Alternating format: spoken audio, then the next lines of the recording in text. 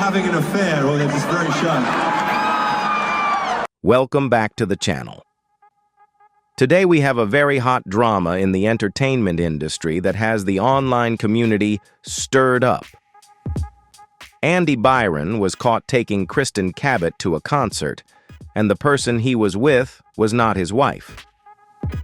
Things got even more tense when Claire suddenly exposed everything on live TV.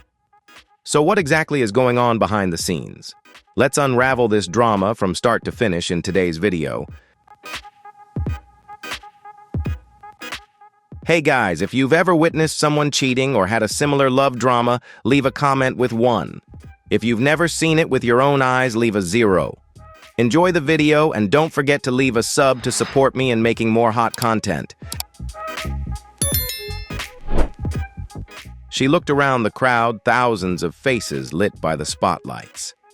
And then Claire saw him, Andy, standing in the VIP area where no one else could enter. He was smiling not at her, but at the woman standing next to him, Kristin Cabot, a name Claire had heard in passing over the past few weeks. Andy's new assistant, the blonde hair, the smiling eyes, the hand that rested so casually on her husband's arm. It wasn't a business touch. It was an intimate, meaningful touch. It was the moment all the suspicions were confirmed.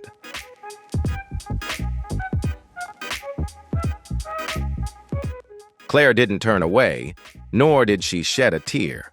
She pulled out her phone and immediately started live streaming.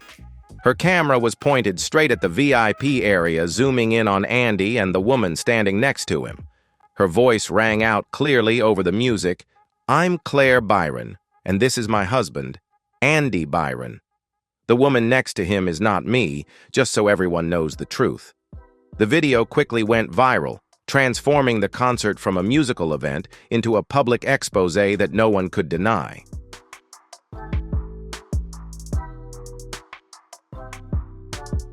She was a teacher by trade, a natural listener.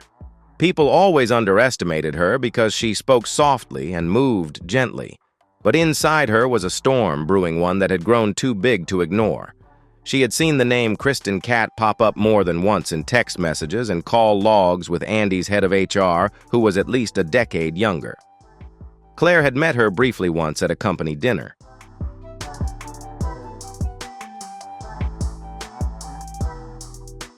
She didn't cry. There was nothing left to cry. The pain had dried up, leaving a silent void in her chest. Claire opened her eyes. The spotlights were spinning, the light sweeping across her face as if calling her name. Beneath the light makeup, her eyes were no longer skeptical, only the alertness of a woman freed from her last illusion. She thought of all the lies Andy had told her, the interrupted texts, the hasty hugs. She had forgiven too much, given in too long, but tonight she didn't want to keep quiet, didn't want to wait.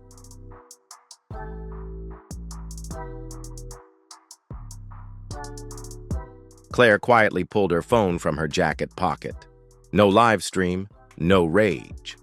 She snapped a photo Andy and Kristin, their smiles framed by the dim stage lights and the rising song.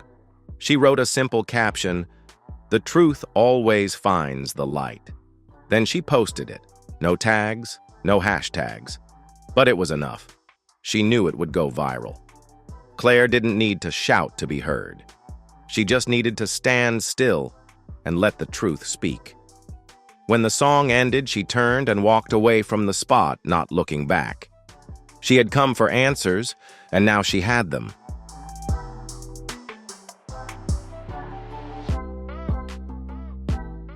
Not because she was stunned, but because she was gathering strength. She had a plan. 3 rows behind them, a woman named Elena stood with a camera. Claire had contacted her 2 days ago. Lena was a small blogger, but she had a following. Claire had sent her screenshots, messages, dates. She had done her homework. All she needed was a moment to make the truth undeniable.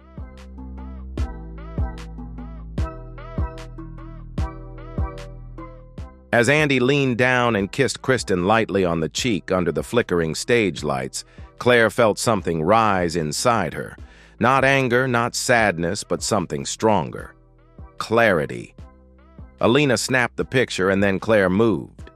She walked through the crowd, silent but focused. Her hands shook slightly, but her face remained calm.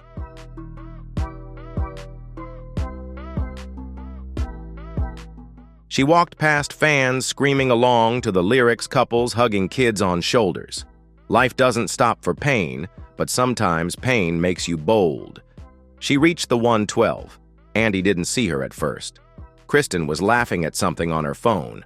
Claire stood next to them for a full 3 seconds before Andy looked up and froze. His smile disappeared. Claire didn't scream.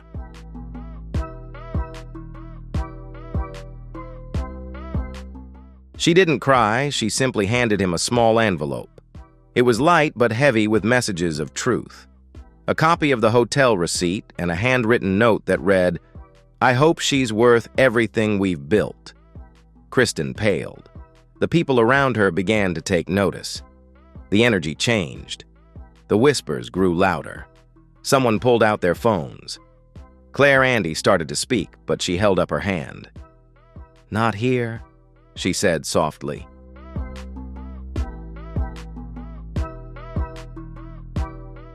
"Tonight is no longer about you." Then she turned around and walked away. But the story didn't end there. The next morning, the video went viral. Alina posted it with a simple caption. "He brought his staff to the concert, his wife." Within hours, the hashtag spread like wildfire. People were shocked, curious, divided.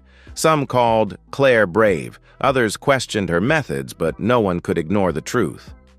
If you were Claire, would you dare to expose this in public? Comment number 2. If you would do like Claire, be strong and straightforward. If you would stay quiet and deal with it behind the scenes, then comment number 5. I'd love to hear your thoughts. Remember to like the video and subscribe to the channel so you don't miss the hottest dramas every day.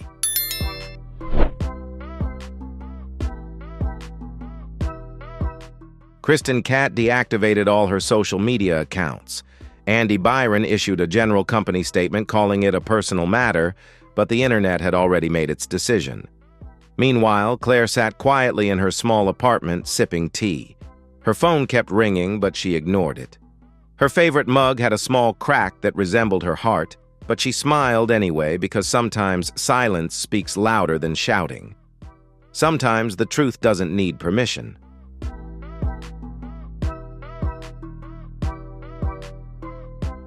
And sometimes the most powerful moment isn't when you're standing next to someone, it's when you choose to walk away.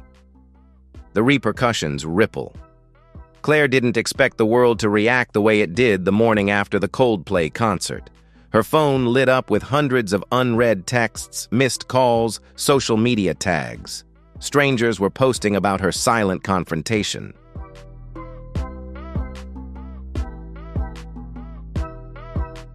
Claire sat on the balcony of her small apartment, her tea cooling in her hand.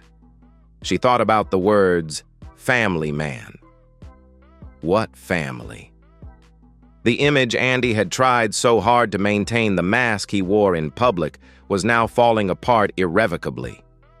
Claire didn't respond. She didn't post back. She just shared another photo, a wildflower growing through a crack in the sidewalk, with the short caption, "Things are more real when we stop pretending." That was it, and hundreds of thousands of people liked it.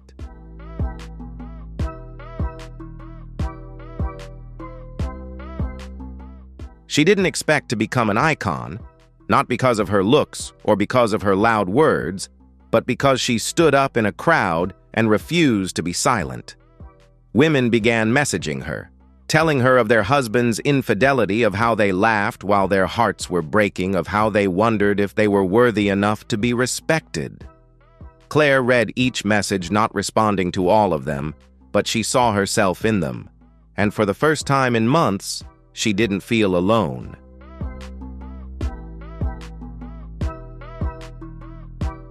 That evening, Claire turned off her phone. No social media, no notifications. She played an old Coldplay song, but this time not to spy on anyone, not to try to hear something hidden in the lyrics. She just listened. The music flowed into the dark room, wafting out of every corner like a gentle breeze. Claire closed her eyes. Not to forget Andy, but to find herself again, the woman who no longer needed anyone to tell her what her worth was.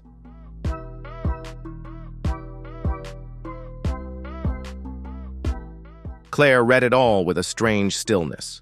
She felt neither elated by the support nor shaken by the criticism. What struck her strangely was a sense of relief. Not because she had won. No one wins in these things. But because she had finally stopped trying to hold on to something that no longer existed. She had not destroyed Andy's career. He had done it himself by his choices, by his dishonest words, by the way he had treated his wife like a shadow instead of a companion.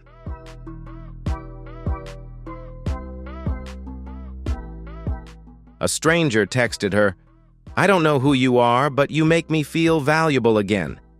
Claire read the message 3 times, then saved it. Not to brag, but to remind herself that speaking up doesn't always mean asking for attention. Sometimes it's the only way to remain human. She didn't respond to Andy. It wasn't necessary. Words couldn't repair what had been eroded by prolonged silence. But Claire was no longer in the dark. And for the first time in years, she didn't feel weak. She felt free.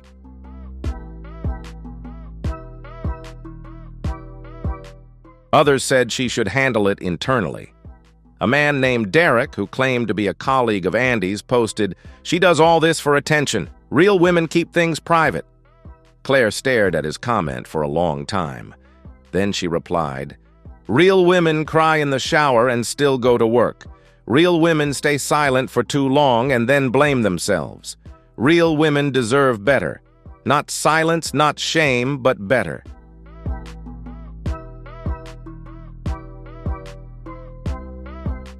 And that left Derek speechless. Meanwhile, Kristin Cabot was nowhere to be found. Her LinkedIn profile was gone. Her Instagram had been wiped clean. The HR department at Andy's company had posted a generic notice. Due to an internal restructuring, Ms. Cabot is no longer with the company.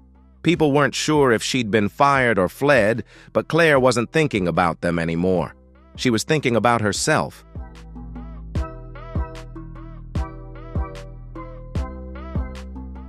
She didn't know, and she didn't care. As the first line appeared on the page, a familiar wave of peace washed over her. Not the quiet peace of a stale marriage, but the peace that comes from finding yourself. Claire drew a woman standing in the rain, no umbrella, no protection, but her head held high. No one saw it but her, but that didn't matter. She didn't paint to be seen. She painted to remember that she was still here, whole, alive, and starting over.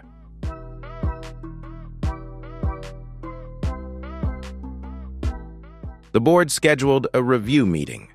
An anonymous employee leaked a message online that read, "If he did this to his wife, how can we trust his word, trust?" That's what Claire's post shattered. Not just Andy's image, but the illusion that men like him could continue to live double lives while women swallowed their truths. Claire didn't intend to be an icon, but people started writing to her.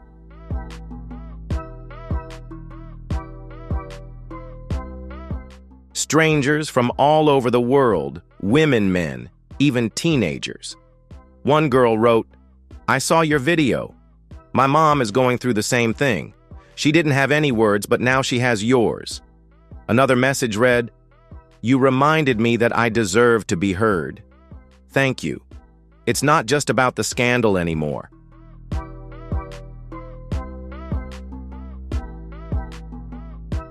It was about silence. A silence that women sit in for years. A silence filled with second chances that never come. A silence where self-worth fades so quietly that you can't even recognize your own reflection. But Claire found her voice. And once you find it, there's no turning back. A week after the concert, she received a letter in the mail.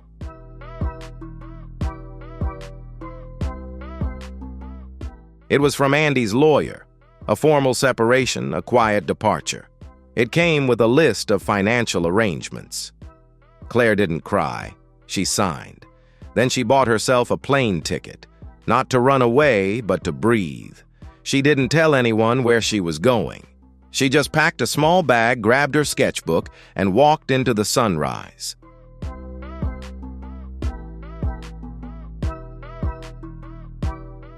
One day, while browsing the bookstore below her room, Claire overheard two young women whispering about that brave woman at the concert. They didn't recognize her. They knew Claire only as an icon, a name among a million comment boxes. But they spoke with respect, not pity, not curiosity, just simple admiration. Claire smiled slightly, then quietly pulled an old picture book from the shelf. It was the first time she felt herself step out of the victim role and into her own self, the storyteller.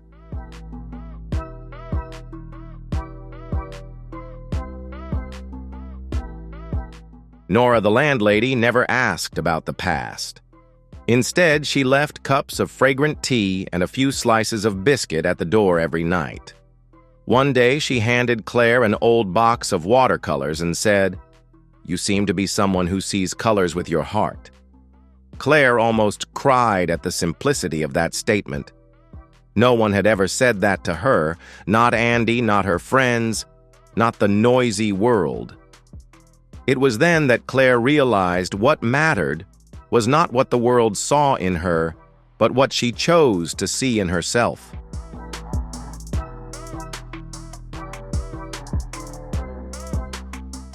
A week later, Claire started a small project, an untitled sketch diary. No captions, no explanations.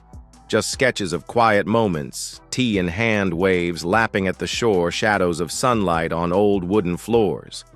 She hadn't meant to share, but one night she posted a page to her old account, nameless, hashtagless.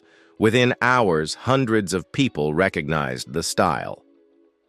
"Are you okay?" they asked. Claire didn't answer. She didn't need to say anything. They heard her not for the drama this time, but for something more real: continuity.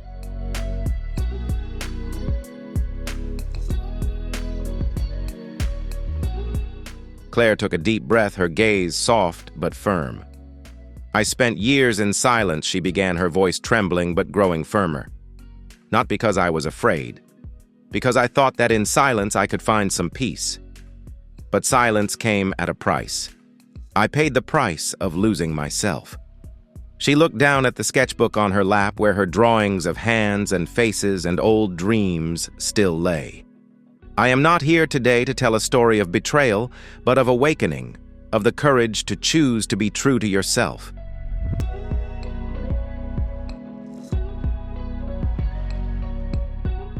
The host nodded, her eyes filled with understanding. "Claire, what do you think got you through the toughest days?" Claire smiled softly, a ray of light filtering through the darkness. "Music, art, and support from people I'd never met. Women who sent me messages telling me their stories, sharing their pain and their hope. I realized I wasn't alone, and that was the biggest strength I've ever had."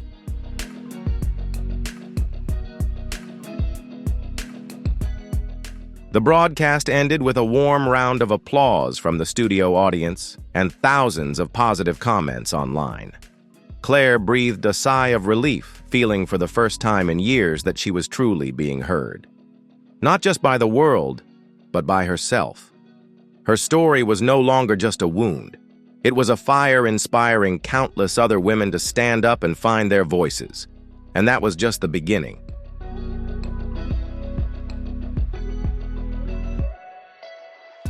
"Do you want to start there?" Claire closed her eyes, then opened them. "I married a man who made it hard for me to want honest love," she said softly. "For years I swallowed my doubts because I thought forgiveness made me better. But forgiveness without honesty is not peace. It is poison."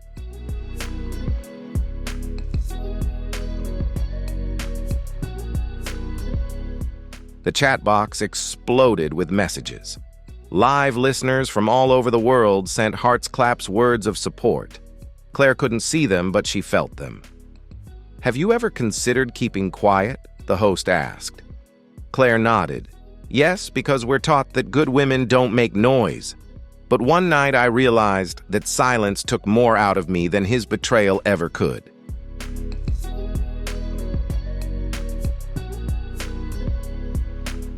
The silence is robbing me.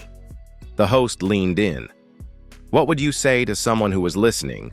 And still in that silence, Claire took a deep breath. You're not being dramatic. You're not being dramatic. You're not wrong to ask to be seen. If they call it an overreaction, ask yourself why. Are they that afraid of your reaction?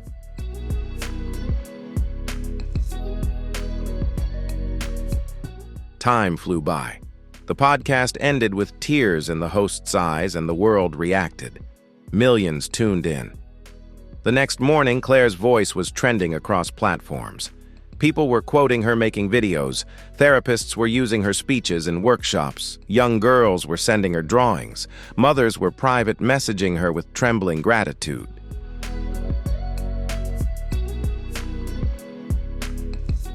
And for the first time, Claire didn't feel like a woman betrayed. She felt like a woman who had come home to herself. But not everyone was cheering.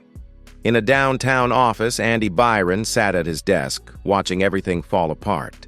His board of directors was now cold. One investor called the situation toxic public relations.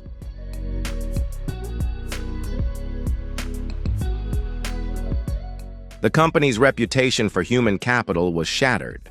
No matter what he posted, no matter how polished his interviews, the public no longer saw a CEO.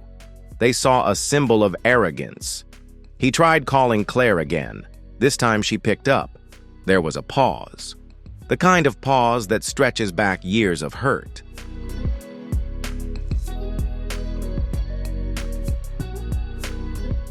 Claire stood at the edge of the ocean, her eyes on the horizon. Kristin's letter was clutched in her hand, a confession that was surprising but true. She felt neither triumph nor hatred, only relief. Healing doesn't always come loudly. Sometimes it's a whisper so soft that you only notice it when you let go of the burden. She knew it was time to move on without needing anyone else's understanding or acceptance.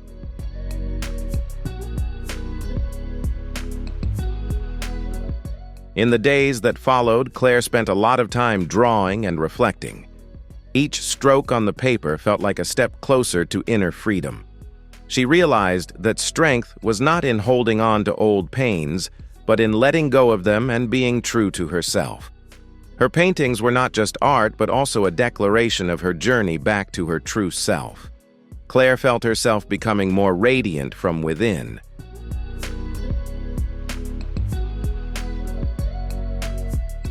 The exhibition. The power of letting go attracts many visitors from all over, not only because of the emotional sketches, but also because the stories behind them are touching. Claire sees empathy, admiration, and sometimes silent tears in their eyes. She realizes that she is not only healing herself, but also inspiring others.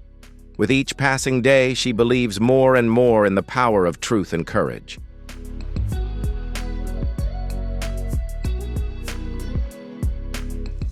Standing among her work under the soft light, Claire felt strangely at peace. She had once been a woman trapped by silence and hurt, but now she had become a bright light in the darkness. Her story was no longer about her painful past, but about her journey of becoming herself, whole and free. Claire knew she had many challenges ahead, but she was ready to face them with all her resilience and hope. This was just the beginning of a new life, stronger than ever.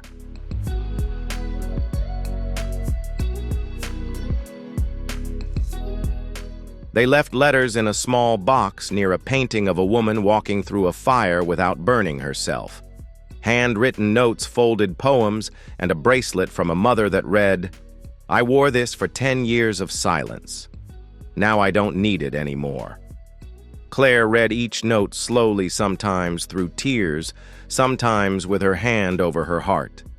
Each message was a reminder of the power of standing up, and she knew that others would realize they could do the same.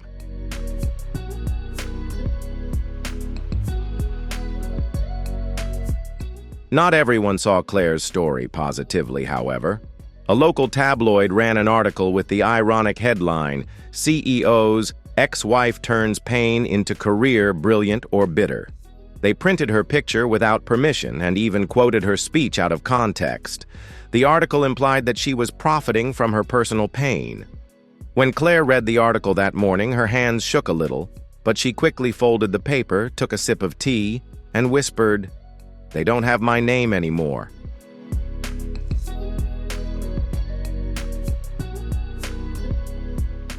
Instead of responding to the detractors, Claire took a different tack. She contacted a local school. The high school had invited her to speak to students during Mental Health Awareness Month, and she agreed. Claire brought no speech or props, just her sketchbook. She arrived at the school and stood in front of a gym filled with 200 students, some lazy, some tired, some curious. She began to share her story gently and honestly.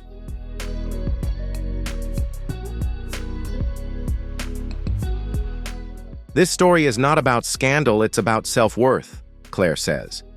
She says she used to think love meant staying no matter what, but she eventually realized that true love doesn't require you to disappear. When you shrink back to please someone else, you're no longer in love, you're in danger. She shows the students a drawing of herself, a masked girl looking at her reflection.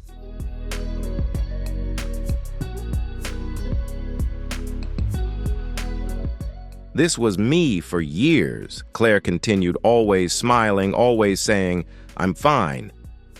But the truth was that she was exhausted, not from loving too much, but from loving someone who only loved the silent version of herself. A girl in the front row couldn't hold back her tears, and a boy raised his hand and asked, "How do you know when it's time to leave?" Claire answered softly, "When I stopped hoping he would change and started remembering who I was before he came along."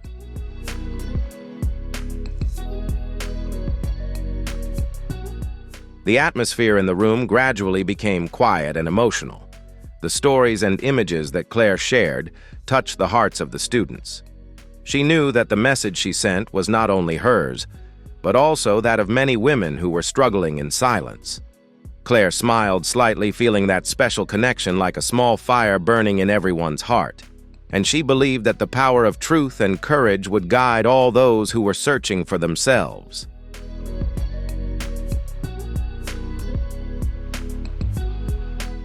After her talk, students lined up to hug her. Some asked if they could draw with her someday. One girl handed her a folded piece of paper that read, "I haven't talked to my dad in a year, but today I think I will." That night, Claire sat under the stars and thought, maybe healing isn't loud. Maybe it's just steady.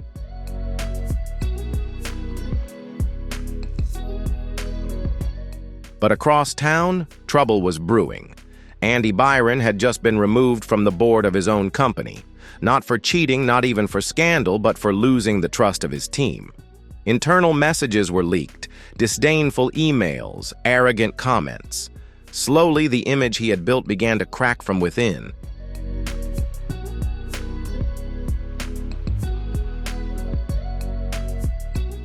And when investors questioned whether his judgment was reliable, no one spoke up. He was asked to resign quietly. Andy moved out of his penthouse that weekend. For the first time in years, he didn't have a driver waiting for him or an assistant following him. He sat alone in an ordinary apartment with no signs of status.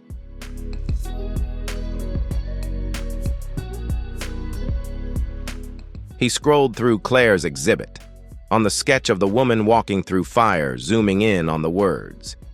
She didn't survive the fire. She became it. He whispered, "You did it, Claire. I've never seen it."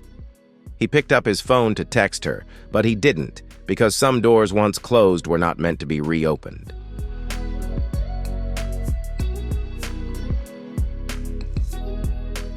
Meanwhile, Claire was forging a new chapter in her life.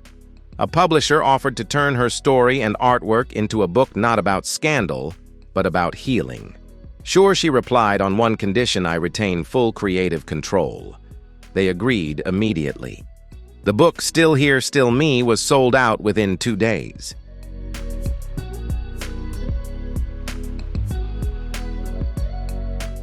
But all those successes paled in comparison to the most meaningful moment. In a small coffee shop, as Claire was sketching near the window, a young girl approached her and said, "Are you Claire? I just wanted to thank you. I was in a relationship that took me away from myself. Your story gave me the courage to leave and begin to heal." Claire smiled, stood up, and hugged the girl. Sitting alone, she thought, this is what real healing is. Not crowds or likes, but a heart that finds its own breath.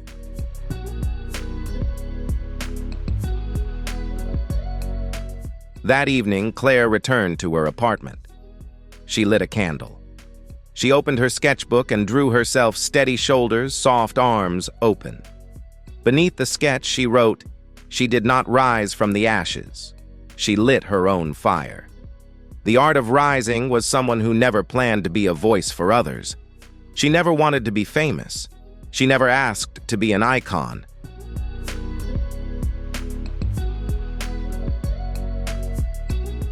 She simply refused to continue shrinking to make others feel superior.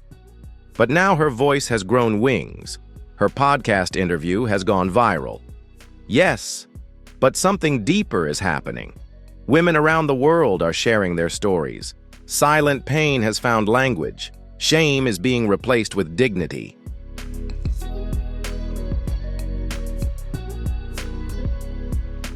The silence was being rewritten, and Claire had stayed in the small seaside town longer than she had intended. She woke with the sun, walked the same path by the sea, and drew in her sketchbook as if her hands were remembering something they had always known. She didn't think about the followers or the headlines. She thought about breathing and healing.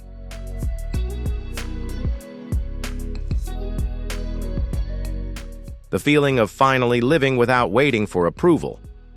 But life didn't stop there. One morning, she received an email from a woman named Dr. Wu. Lena Asher, a psychology professor who also runs a nonprofit focused on emotional recovery through art. Dr. Asher wrote, "Asher, your story has touched my students deeply.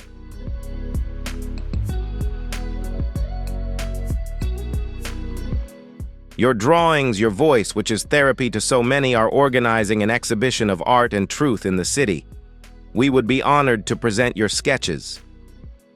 Claire froze. Her first instinct was to say no, to hide, to protect the peace she had finally found.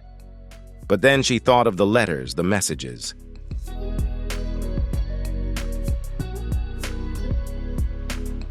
Claire said her mother found strength in Claire's words, and so Claire agreed to share her story more widely.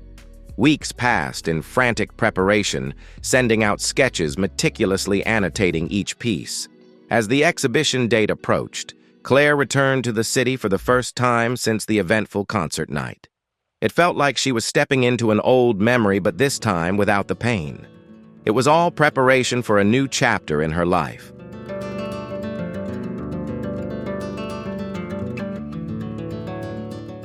The art gallery is housed in a quaint brick building nestled between cafes and small bookstores. Warm lighting and soft music fill the space, creating an emotional atmosphere. Framed sketches, some crude, some delicate, all genuine and full of life. Claire stood silently at the entrance, her heart pounding, as she watched the crowd begin to stream in. Hundreds of people had come not to be curious, but to feel and connect with her story.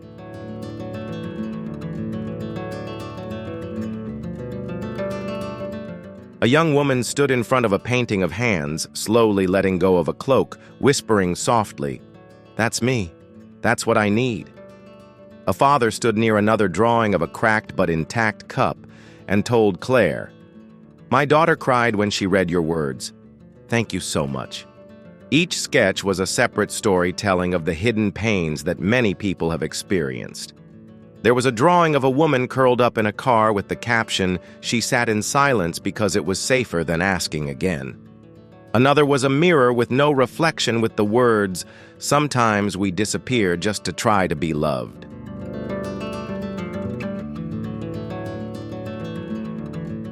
However, the final work on display, the largest and most striking, was the image of a woman walking through fire. She was not burned, but glowing in the firelight, a symbol of strength and transformation. Beneath it was a single line. She did not survive the fire. She became it. When Claire took the stage to address the audience that evening, she no longer felt nervous or afraid. She looked out at the crowd, smiled, and said, "I don't paint these paintings to be seen, but so that I never forget who I am."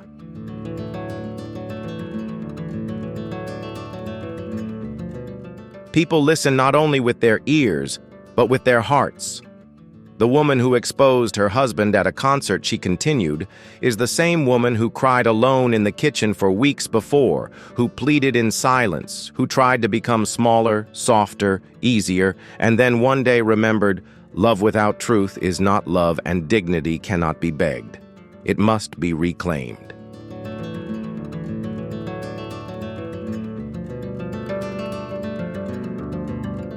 The room stood still for a few long seconds. Then someone clapped softly. The applause spread not loud, but warm and sincere, full of respect for Claire. Everyone seemed to be celebrating a woman who had not only survived, but had chosen to live better, stronger. But life outside the gallery was still full of challenges and unfinished stories. Under the dim light of the night, Andy stood there looking different than before. He was tired, frail, like a man who had realized the walls he had built were gradually crumbling. His presence was like a new challenge for Claire.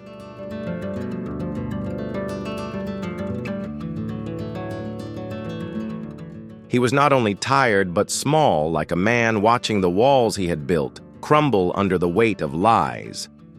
"Claire," he said, his voice trembling and weak, "I didn't come to argue or blame." She replied softly, calmly, "Don't say it." He lowered his head and looked at the ground, then continued, "I've seen the exhibition, read every caption, and know that I don't deserve anything from you. But I need to tell you that I was wrong in every way that mattered." Claire didn't flinch. She looked straight into his eyes and said, "You didn't just betray me with words, you erased me while I was still with you."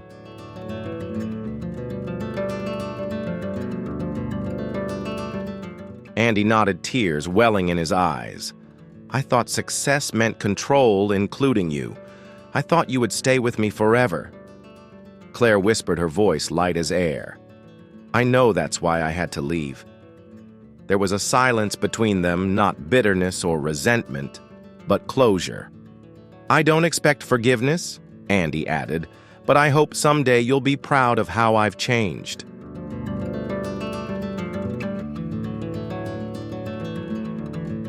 Claire looked at him deeply, then replied in a calm voice, "The change is not to prove anything to me, but to allow you to live without apologizing anymore."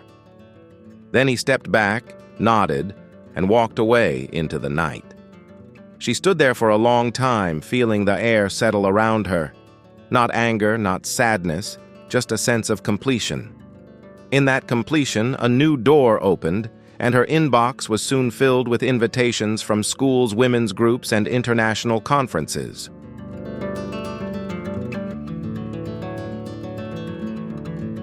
People wanted her to talk to Cher not as a victim, but as someone who had reclaimed her name. But Claire had one more step to take. A text from Kristin had arrived earlier that day. "I'll be at your show. I'll be there quietly. Oh, I need to face what I've been ignoring." Claire wasn't sure how to feel.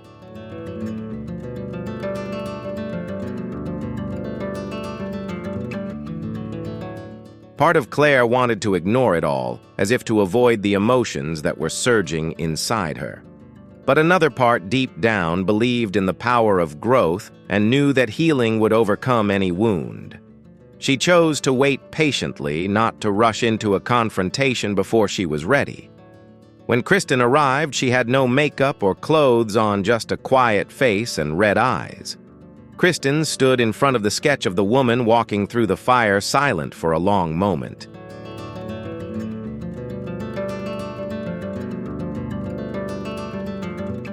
"You're not that person anymore," Kristin said, her voice soft but firm. "But I know that in the process I hurt a woman who never hurt me." Claire looked at Kristin and replied softly, You didn't destroy me. You just made me rebuild myself from the ashes." Kristin nodded, tears starting to roll down her cheeks. Claire reached out and placed her hand on her shoulder. "Don't just survive, be strong."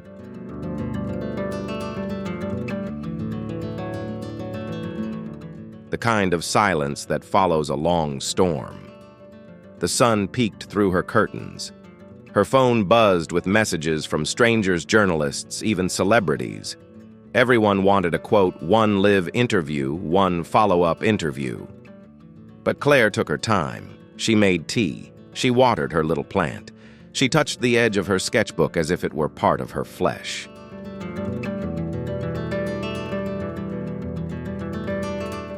When the package arrived, she opened the box slowly. Inside were first copies of her book. Still, Here, Still Me. She held one in her hands, as if it were something alive. And maybe it wasn't just pages, it was proof. Proof that broken hearts can become open hearts. Proof that pain doesn't have to end you. It can rebuild you. The book wasn't flashy.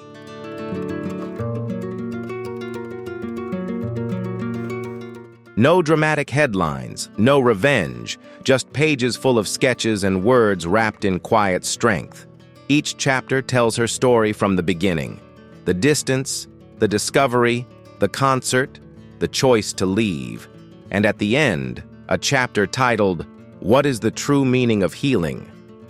That chapter has no name, just lessons.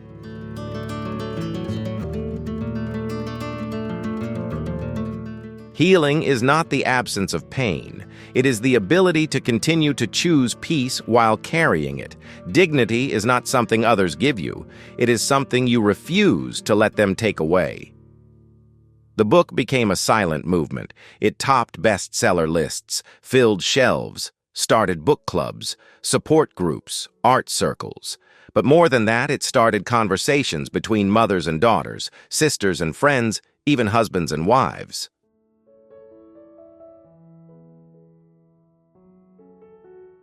People suddenly started asking, "Are we still being honest?" And far from the spotlight, Claire planned her next steps. She declined most interviews, not because she was afraid, but because her goal wasn't to be famous. It was to be useful. She started a small nonprofit called Furlick, which helps women rebuild their lives after emotional betrayals.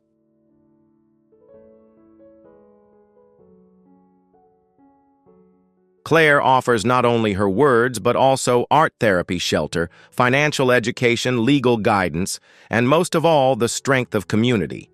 Her first event took place in the same gallery where her sketches were showcased. This time, she was not alone on stage. She was flanked by the women she had helped and walked with. Each held a sketch of her own, some shaking, some in tears, all on a journey of healing. They shared, listened, and empathized.